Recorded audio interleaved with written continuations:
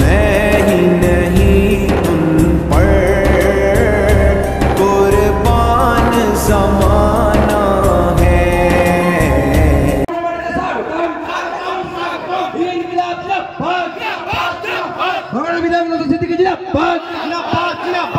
আমাদের নাকি দুটো মাইক খুলে দিয়েছে বলছিল।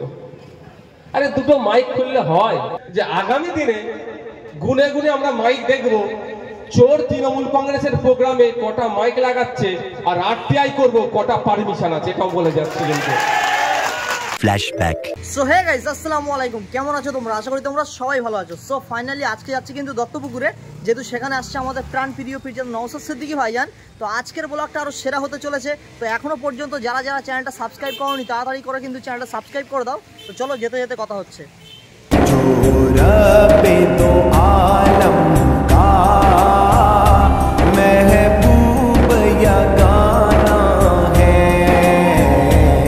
সো ফাইনালি কিন্তু চলে এসেছি সেই জায়গায় যেখানে আমাদের প্রাণ প্রিয় পীরজাদা নওশাদ সিদ্দিকী ভাইজান আসছে। তো দেখো এই যে হচ্ছে স্টেজ, ঠিক আছে, কত সুন্দরভাবে কিন্তু এই বর্ষা বৃষ্টির মধ্যে কিন্তু সাজিয়েছে, দেখো। সো ফাইনালি আমাদের প্রাণ প্রিয় পীরজাদা নওশাদ সিদ্দিকী ভাইজান কিন্তু চলে এসেছে, দেখতে পাচ্ছ, ঠিক আছে।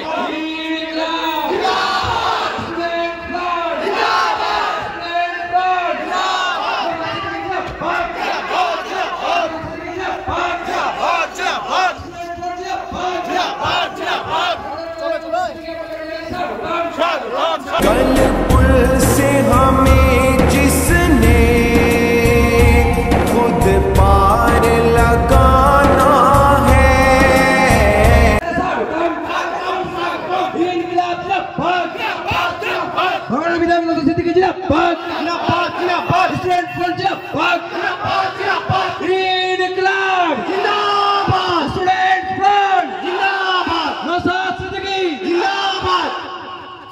আমরা অত্যন্ত আনন্দিত, আমরা গর্বিত। আমাদের মধ্যে আজকে আমাদের প্রধান বক্তা বিধায়ক ভাই, রাস্তার দিকটা একটু ছেড়ে রাখবেন। ধন্যবাদ জানাই এই বৃষ্টির মধ্যেও যে আপনারা এসে উপস্থিত হয়েছে, আপনারা যারা শ্রোতা দূরে কাছে আছেন। আমি আমার পূর্বেকার বক্তারা অনেক বক্তব্য দিয়েছে, আমি দুটি করে কথা বলবো। প্রথমত, আজকের এই ছাত্র জনতা সমাবেশের কয়েকটা বিষয় নিয়ে হচ্ছে, তার মধ্যে একটা গুরুত্বপূর্ণ বিষয় রেখেছে যে সম্পূর্ণরূপে শিশু শ্রম সম্পূর্ণরূপে বন্ধের দাবিতে। আমি বিধানসভায় এই বিষয়ে অনেক কিছু প্রশ্ন আমার করা আছে। দেখুন, বিধানসভার নীতি অনুযায়ী ওখানে যেগুলো প্লেস হবে না, যতই আপনি জমা দেন না কেন ওটা বলতে পারবেন না, সেই জন্য আমি বলতে পারছি না। কিন্তু আমরা বিরোধীদের পক্ষ থেকে একবার জিজ্ঞাসা করা হয়েছিল এই মুহূর্তে পশ্চিমবাংলায় শিশু শ্রমের সংখ্যা কত। মাননীয় মন্ত্রী মহাশয় উত্তর দিয়েছিলেন নীল, নাই। কিন্তু গত 12ই জুন আন্তর্জাতিক শিশু শ্রম বিরোধী দিবস বলে আমরা উদযাপন করেছি। ওই দিনকে বিধানসভায় দাঁড়িয়ে আমি মন্ত্রী মহাশয়কে মেনশন করেছিলাম যে আমরা বিভিন্ন জেলায় বিভিন্ন সময়ে আমরা যাতায়াত করি, সেখানে গিয়ে আমরা দেখি কোনো সময় রেস্টুরেন্টে, কোনো সময় হোটেলে, কোনো সময় চায়ের দোকানে বা বিভিন্ন ইটভাটা থেকে শুরু করে কৃষিকাজের ক্ষেত্রে বিভিন্ন জায়গায় আমরা লক্ষ্য করি যে শিশু শ্রমিকের আনাগোনা দেখা যায় বা শিশু শ্রমিক।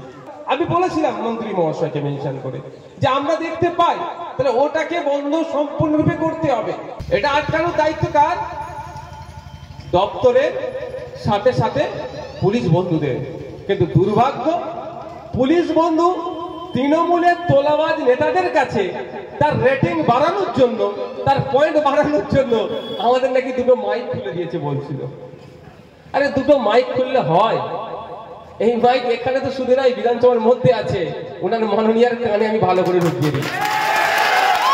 তো এই মাইক খোলাতে আমি বিচলিত নয়, অবশ্যই চিন্তিত এটাই যে আগামী দিনে গুনে গুনে আমরা মাইক দেখবো চোর তৃণমূল কংগ্রেসের প্রোগ্রামে কটা মাইক লাগাচ্ছে আর আরটিআই করব কটা পারমিশন আছে, এটাও বলে যাচ্ছে। কিন্তু আজকে আমার মাইক খুলেছে, ওতে আমার একটুও রাগ নাই, কিন্তু আগামী দিনে ওই অফিসারকে জব্দ করার রাস্তাও আমি আমার স্টুডেন্ট ভোটের ছেলেদেরকে বলে যাচ্ছি। লক্ষ্য রাখবে, অন্য কোনো দল প্রোগ্রাম করলে আমি বলবেন না, তৃণমূল কংগ্রেস যে আপাতমস্তক একটা দুর্নীতিগ্রস্ত দল, যেখানেই দুর্নীতি দেখবেন তৃণমূলকে সেখানে পাবেন। তবে একটা কথা বলতে চাই শুধু এই জায়গায় দাঁড়িয়ে, বাপ বাপকেও ছাড়ে না। কদিন আগে আপনারা দেখেছিলেন শিউড়ি থানার বড়বাবুর কলার ধরে টানাটানি করছে তৃণমূলের এক নেতা, দেখেছিলেন না? কেন বলুন তো? টানাটানি করার সাহসটা পেলে কি করে? ওই খোঁজ নিলে দেখা যাবে ওই বড়বাবু আর ওই নেতা এক ঘরে বসে বিরোধীদের নামে কিভাবে মিথ্যা মামলা দেবো, ও বিজেপি করে, ও আইএসএফ করে, ও কংগ্রেস করে, ও সিপিএম করে, এই বিরোধী রাজনীতি করে, কিভাবে মামলা দেবো তার ছক কষেছিল। এখন ভাগবটরায় টানাটানি হয়েছে, ধরে কলার ধরেছে, কিন্তু বাপ কেউ ছাড়ল না। আর সব থেকে লেটেস্ট কি দেখলাম আমরা, অনুব্রত মণ্ডল যে ভাষায় কথা বলেছে ওই ভাষা মঞ্চ থেকে উচ্চারণ করা যায় না ভাই, সেই পুলিশ কি দিয়েছে। তখন পুলিশের নৈতিকতা, দায়িত্বশীলতা কোথায় গিয়েছিল ভাই? ও শুধু বিরোধীরা মিটিং মিছিল করলে লাঠি উঁচিয়ে ছুটে যাবে মারতে, এই সময় নৈতিকতা, দায়িত্ববোধ জেগে ওঠে না। সৃষ্টিকর্তা যে ভগবানে বিশ্বাসী, কেউ আল্লাহতে বিশ্বাসী, কেউ যীশু খ্রিস্টতে বিশ্বাসী, বা কেউ নাস্তিকতায় বিশ্বাসী, যার। কিন্তু ভারতবর্ষ ধর্মনিরপেক্ষ রাষ্ট্র, এটাই আমাদের দেশের বিউটি, যেখানে হিন্দু, মুসলমান, জৈন, খ্রিস্টান যে ধর্ম মানে না, যে নাস্তিকতায় বিশ্বাস করে, প্রত্যেকে মাথা তুলে বাঁচতে পারে। এদের থেকে সাবধান থাকবেন। 2026 আসবে, আপনাকে গল্প শোনাবে অনেক, এই উপাধে পা দেবেন না। ফিরে আসি, শিশু শ্রম সম্পূর্ণরূপে বন্ধের যে দাবি রেখেছে, আমি এই স্টুডেন্ট ফ্রন্টের সাথে 100% সহমত। শিশুর হাতে বই খাতা পেন দিতে হবে, তার পরিবর্তে অপদার্থ যে সরকার পশ্চিমবাংলায় চলছে, বই খাতা পেন কেড়ে নিয়ে তাদেরকে কিভাবে সমাজ বিরোধী করা যায় তার সব রকম সর্বাত্মক চেষ্টা করছে। আমি এখানে দাঁড়িয়ে গঙ্গাপুর মার্কেটে দাঁড়িয়ে বলছি, আমার কথা যদি অবিশ্বাস হয়, আমাদের এখানে যারা নেতৃত্বরা আছে, বা আগামী কোনোদিন যদি আমি এখানে আসি বলবেন আপনি মিথ্যে কথা বলেছেন, একটু খোঁজ নিয়ে দেখুন গঙ্গাপুর আশপাশে যে সমস্ত স্কুলগুলো আছে, প্রাইমারি স্কুল, হাই স্কুল আছে, খোঁজ নিয়ে দেখুন ওই স্কুলগুলোতে কত বাচ্চা পড়াশোনা করে আর সেখানে শিক্ষক কতজন। খোঁজ নিলে দেখা যাবে 250-300 বাচ্চা পড়াশোনা করে স্কুলগুলোতে, শিক্ষক 1জন 2জন 3জন। যে তালা খুলছে, সেই ঘন্টা দিচ্ছে, সেই প্রেজেন্ট করছে, ও উনাকে আবার মিড ডে মিলের দায়িত্ব সামলাতে হচ্ছে। এত কটা সামলাবে কখন আর ছেলেটিকে পড়াবে কখন? দেখলে দেখা যাবে ছেলেটি আর বেসটা নষ্ট হয়ে যাচ্ছে। ফলে কি হচ্ছে, ক্লাস 4 থেকে যখন 5-এ হাই স্কুলে যাচ্ছে, অন্যান্য ইংলিশ মিডিয়াম বিভিন্ন জায়গা থেকে ছেলেরা যখন আসছে, কম্পিটিশনে আপনার আমার ছেলেটা পারছে না, পড়া ছেড়ে কাজে চলে যাচ্ছে। বকলমে রাজ্য সরকার এইগুলোকে শ্রমিক বানানোর চেষ্টা চালাচ্ছে। আমাদের শুভেন্দু বাবু leader of opposition, Hindu Hindu ভাই ভাই বলে স্লোগান তুলেছে। আমি স্লোগানের বৈধতা অবৈধতার প্রশ্ন করব না, কিন্তু শুভেন্দু বাবুর কাছে আমার একটা প্রশ্ন আছে, সেটা শুভেন্দু বাবুকে জবাব দিতে হবে। আমাদের বাড়ির মেয়ে তিলোত্তমা, তার ধর্মীয় পরিচয় দেখে কিন্তু আমরা প্রতিবাদ করিনি, তারপরে অন্যায় হয়েছে তার প্রতিবাদ করেছি, কিন্তু তিলোত্তমার ধর্মীয় পরিচয় তো মুসলিম নয়। তো তিলোত্তমাকে যারা খুন করেছিল, ওই রাত্রিরের ওই করিডোরে 54 থেকে 55 জন যাতায়াত করেছিল, সিবিআই তাদেরকে এখনো কেন খুঁজে বার করতে পারছে না? কেন্দ্রের বিজেপি সরকারের আন্ডারে সিবিআই আছে, এটাও কিন্তু শুভেন্দু অধিকারীকে জবাব দিতে হবে। আশা করছি আগামী দিনে কোনো মঞ্চ থেকে বক্তব্য যখন দেবে তখনও বলতে হবে। হিন্দু হিন্দু ভাই ভাই স্লোগান তুললেও মমতা ব্যানার্জি যেখানে বিপদে পড়বে, সেখানে অন্য হিন্দু এগিয়ে না আসলেও শুভেন্দু বাবু যাবে তাদেরকে সামাল দিতে, এটা মাথায় রাখবে।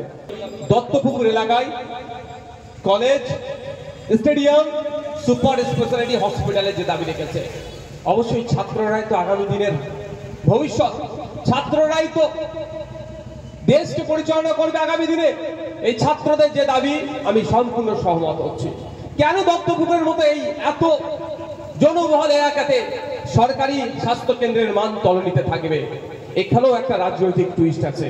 আপনারা দেখতে পাবেন যত বেসরকারি নার্সিংহোমগুলো আছে, ম্যাক্সিমাম বলছি, তাদের মালিকের সাথে শাসক দলের ব্লক লেভেলের নেতাদের খুব ভালো সম্পর্ক। কেন বলুন? সরকারি হসপিটালের যদি এক্সরে মেশিন ঠিক থাকে, থোড়ি আমি টাকা খরচ করে বেসরকারি হসপিটালে যাব? যদি বেসরকারি হসপিটালে আমি না যাই, ওগুলো মাছি মারবে। তাহলে কি করতে হবে? সরকারি হসপিটালের এক্সরে মেশিন খারাপ রাখতে হবে। এক্সরে মেশিন ঠিক থাকলেও বলবে টেকনিশিয়ান নয়, টেকনিশিয়ান থাকলে কি বলবে? ওই প্লেট নাই প্রিন্ট করার, প্লেট থাকলে কি বলবে? পেজ নাই, রিপোর্টটা প্রিন্ট করার। আমার কাছে এই মুহূর্তে অনেক বড় বড় অফার এসেছে। যদি আপাতত দৃষ্টিতে দেখতে চাই, এই মুহূর্তে পশ্চিমবাংলার সব থেকে বোকা মানুষটির নাম নওশাদ সিদ্দিকী, কিন্তু আমি মানুষের জন্য 100 বার বোকা হতেও প্রস্তুত আছি। আমাকে অফার দেওয়া হয়েছিল বিভিন্নভাবে টাকা পয়সা, মন্ত্রিত্ব। আমি বলেছিলাম 4টে ডিমান্ড আমি রেখে করব। 2টো ডিমান্ড আগে বলছি, এই 2টো ডিমান্ড পূরণ হলে আরো 2টো ডিমান্ড রাখবো। আর এই 4টে ডিমান্ড পূরণ হলে আমাকে কোনো দলে লাগবে না, আমি রাজনীতি থেকে অবসর নিয়ে নেবো, আমি রাজনীতি করব না। তার মধ্যে 2টো ডিমান্ড আমার ছিল যে 8টা ডিস্ট্রিক্ট আমি বলবো, 8টা ডিস্ট্রিক্টে 8টা পিজি হসপিটালের মতো, কলকাতা চিত্তরঞ্জন ন্যাশনাল মেডিকেল কলেজের মতো, আরজিকর হসপিটালের মতো এই ধরনের উন্নত মানের স্টার হসপিটাল 8টা ডিস্ট্রিক্টে বানিয়ে দিতে হবে। এই ডিমান্ড আমি রেখেছিলাম, স্বাস্থ্য বিপ্লব ঘটাতে হবে পশ্চিমবাংলাতে। কিন্তু দুর্ভাগ্য আমাদের, ওটা তো দূরের কথা। তারপরে আমার কাছে আর খবর আসেনি। ও জানে, ও ভেবেছিল হয়তো আমি কিছু টাকা পয়সা নেবো, কিছু পদ নিয়ে নেবো, আমি তৃণমূলে জয়েন করবো। অত সহজ? জেলে বসে ভাই, জেলে বসে শহীদ গোপীনাথ সাহার ইতিহাস পড়েছি। আমার বয়স তো এখন 30 পার হয়ে গেছে, আমাদের 30 পার হয়েছে, কিন্তু জেলে বসে গোপীনাথ সাহার জীবনী পড়েছি। 19 বছর বয়স তার, মানে আমার থেকে 10-11 বছরের ছোট। শুনে যান আপনারা।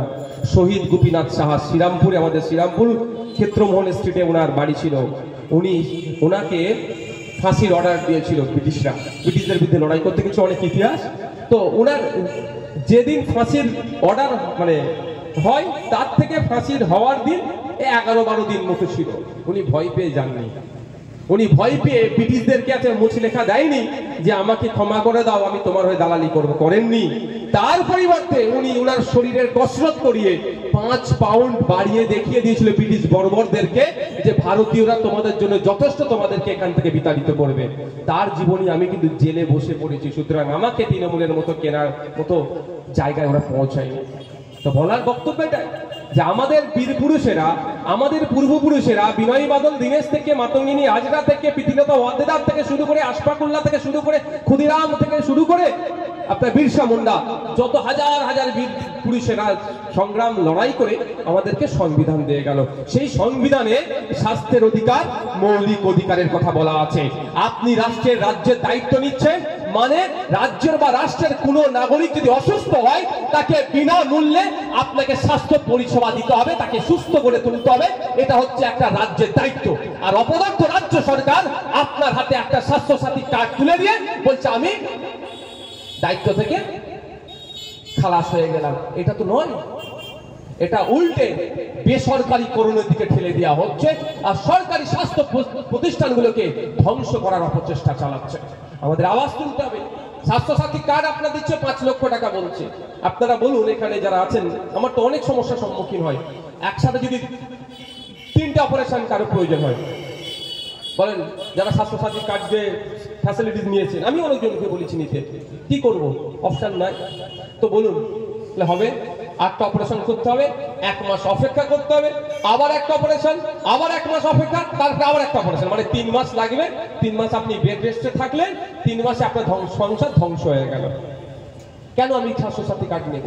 এই পর্যন্ত প্রায় বিধানসভায় ডেটা অনুযায়ী 10,000 কোটি টাকা স্বাস্থ্যসাথী কার্ডের মাধ্যমে পশ্চিমবাংলার মানুষরা স্বাস্থ্য পরিষেবা পেয়েছে বলে চিৎকার করে শোনাচ্ছে।